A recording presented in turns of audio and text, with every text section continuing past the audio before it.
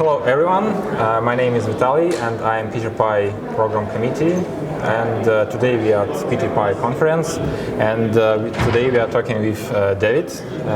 Hello David. Great to be here. Nice to meet you. Could you please tell our watchers about you? Who are you, what are you doing, where are you working, and my name is David Mertz, and I've been a member of the Python community for quite a very long time. I've wrote articles in the past that were read by actually millions of people, sort of in the 2000s, and then I had a chance to serve on the Python Software Foundation Board of Directors and taught Python and spoke at a variety of conferences around the world over that time.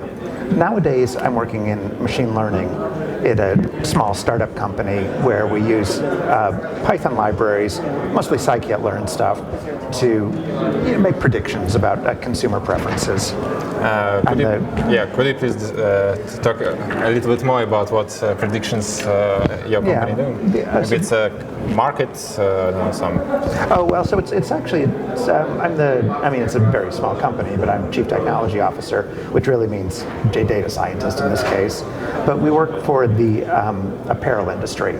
So large clothing sellers will go to us and have their customers fill out just some basic information about things like their height and weight that people tend to know, and then it just turns that into a recommendation for clothing sizes they should buy in order to reduce returns and make more customer satisfaction. Mm-hmm. So the kind of data we deal with is in a way very simple, very classical data. I mean, there might be in these data fields 5 or 6 features, and we're just trying to predict one target output, but it proves surprisingly rich and complicated to do that. Mm-hmm. And I love the fact that there are these wonderful Python tools that are available and associated with that, mm-hmm. mostly in the form of scikit-learn. What I'll be talking about today is PyTorch and some particular. Yeah, could you please describe your talk in 1 or 2 minutes? Yeah. So everyone should have any knowledge about it and could watch it later of course. On our channel. Well, so what I'll talk about today is a library called PyTorch, which is an open source project. Obviously the Pi means that it's in the Python ecosystem. It's something that is in general a library for doing kind of numeric computation, but what it's really specialized for is building neural networks. So this powerful algorithm that's used for a variety of machine learning or artificial intelligence nowadays that in the last 5 years or so has proved enormously powerful. This library and others similar to it, but these general techniques of using very deep neural networks to do powerful tasks in machine learning. But the particular thing I'm going to talk about is one specific area of neural networks, one application of that, something called generative adversarial networks. The idea there is that you set effectively 2 neural networks in competition. Those are the adversaries in the name, and one acts as the authenticator, or it tries to identify whether something is a real thing, for example, a genuine image of whatever the subject matter is, or whether it's a fake. On the other hand, the other adversary, the generator, tries to make fakes effectively. You see this most often, and I'll give some examples in my talk, of doing this in relation to image processing, trying to make photographs that seem real or something like that. But in principle, the concept of these 2 competing networks to create a GAN, a generative adversarial network, is very general, and I think it's a very interesting technique that will be used widely for a variety of things. Are you using these competing networks inside your project, so it's something related to your work? No, this is sort of at this point just avocational. Mm-hmm. I mean, I've had a chance to give teaching material on this, some webinars and a recorded mm-hmm. video for Safari Books Online, which is a publisher of mm-hmm. Technical material. But I haven't really had an opportunity to need this in my actual, day job that I get paid for. Yeah, so it's I said it's very interesting thing that not just creating a neural network, but do something that we trying to learn and make it work, but we taking 2 of them and trying to learn. Maybe one should learn from another, and then we try to teach one to better fake results for the first one, and it's kind of very interesting. And the question was, is there any practical usage of that competition network, maybe in some areas that you can imagine, not just educational, but maybe...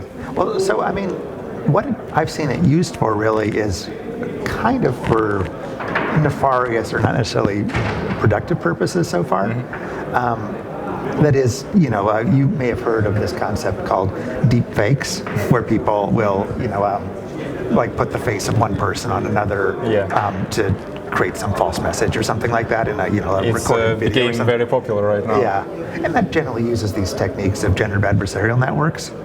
But a couple areas that I think are much more interesting potentially. One is something called super resolution, which is the idea of being able to effectively add more detail to images than is inherently present in them. You see in lots of science fiction shows or like crime drama TV shows or things like that, where you know have a video capture of a surveillance camera that is very fuzzy, and then they say let's make it closer and closer, and it's in the high resolution. And I, like many people who knew a little bit, kind of laughed at that for years, but it turns out that there's actually a way you can do something much like that, which is very interesting by having this machine that's the generator, the one that's trying to make forgeries, but you can treat it as something to make forgeries of a high-resolution image. So it's not necessarily going to have exactly the detail that was actually present, but it's going to at least resemble in form or structure the thing. So, if it's a blurry picture of a face, you may not get exactly the face of the original person, but you'll get a face that looks exactly like a high-resolution human face, or a flower, or whatever. If you create this high-resolution image and make it back with the less resolution, be the same as was at the first time, you mean? Yeah. Well, so some accidental details. I mean, so if you imagine what you're trying to do is something like, this poor resolution of a license plate number or something, you're probably not going to recreate that. You may create something that is, similar, sharp letters, but they're not going to be the same letters or numerals, whatever, because it knows how to require it to produce something that's sharp-looking numerals, but to make them the same numerals if the resolution's not inherently there, of course it won't do that. But that's still,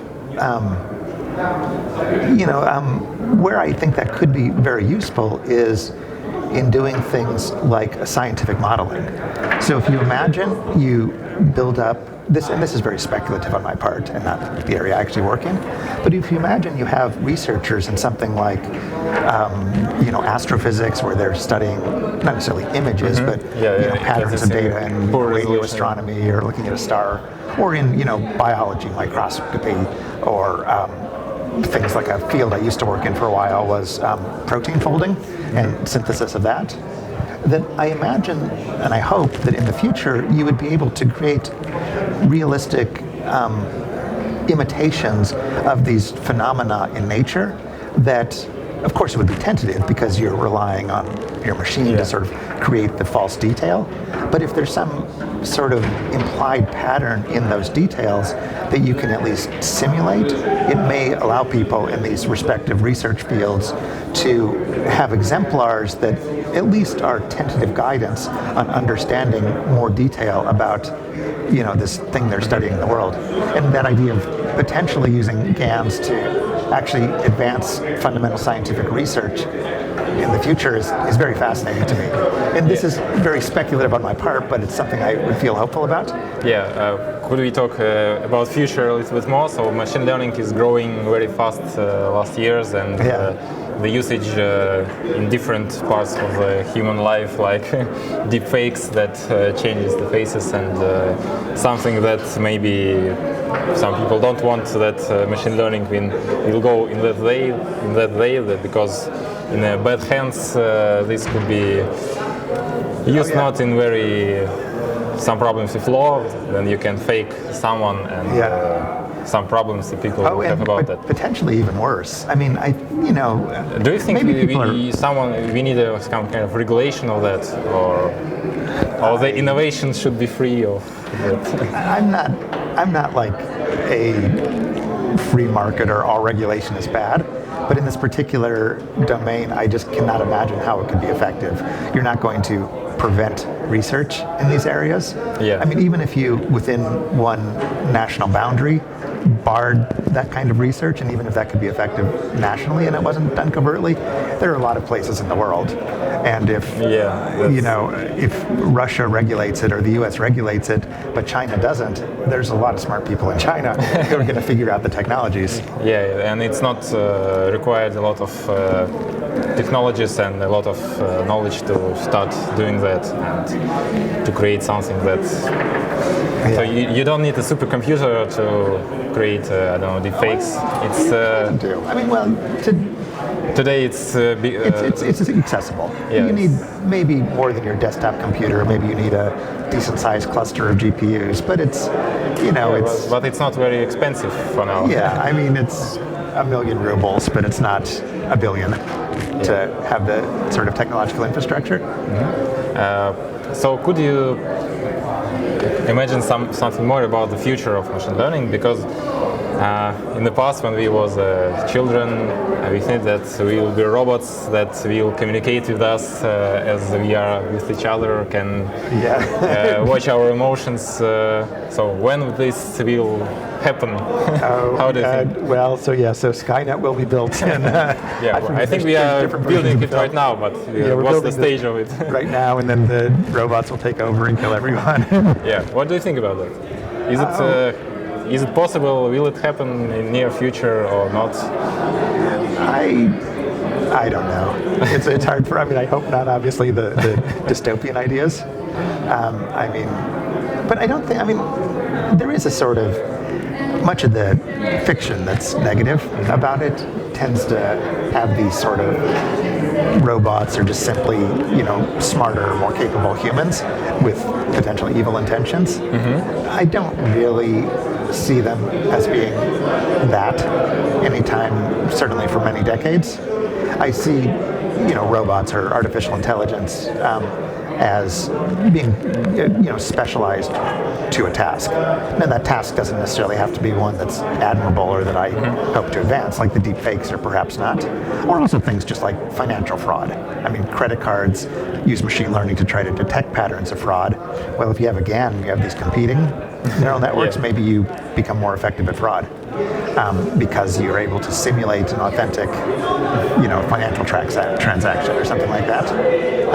So there's definitely nefarious purposes to which you could put these machine learning techniques, but it's still, in my view of at least many decades, I imagine people designing these nefarious purposes, and perhaps they have tools that aid them in those purposes, but I don't think the machines themselves are going to think of those ideas.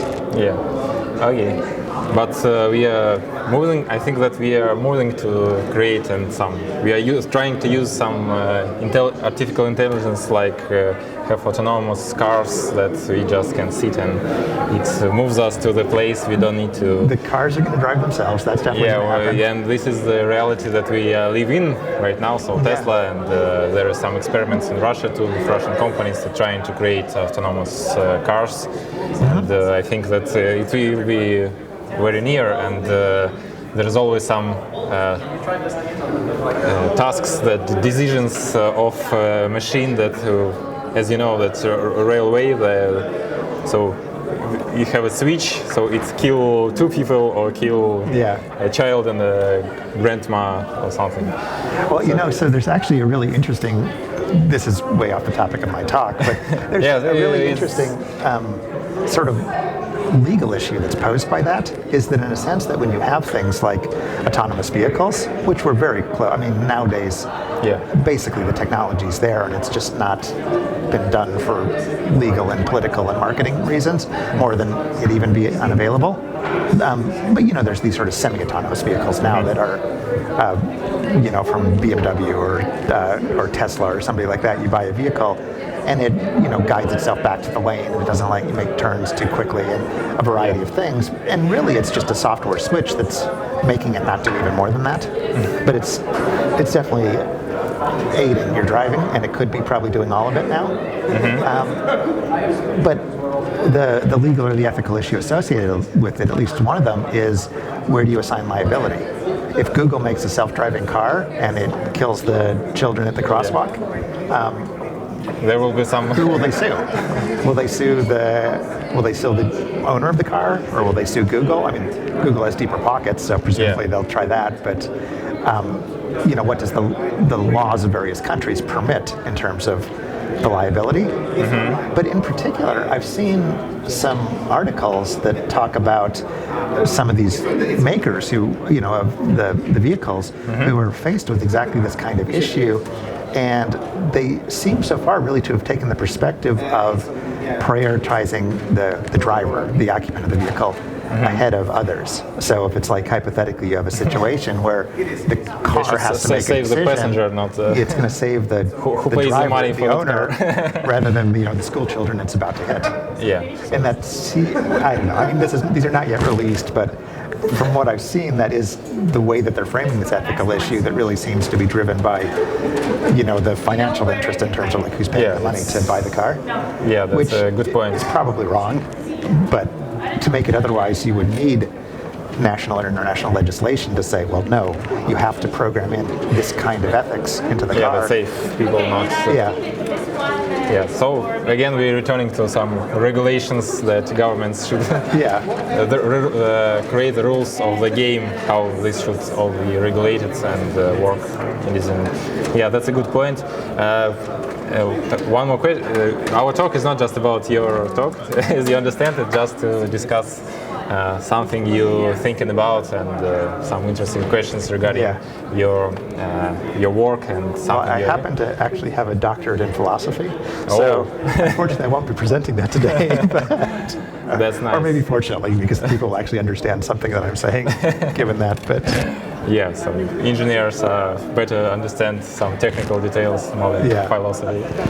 Okay, in case of that, we are in end of the year, so it's November and it's soon a new year and Christmas, and we are going to the next year.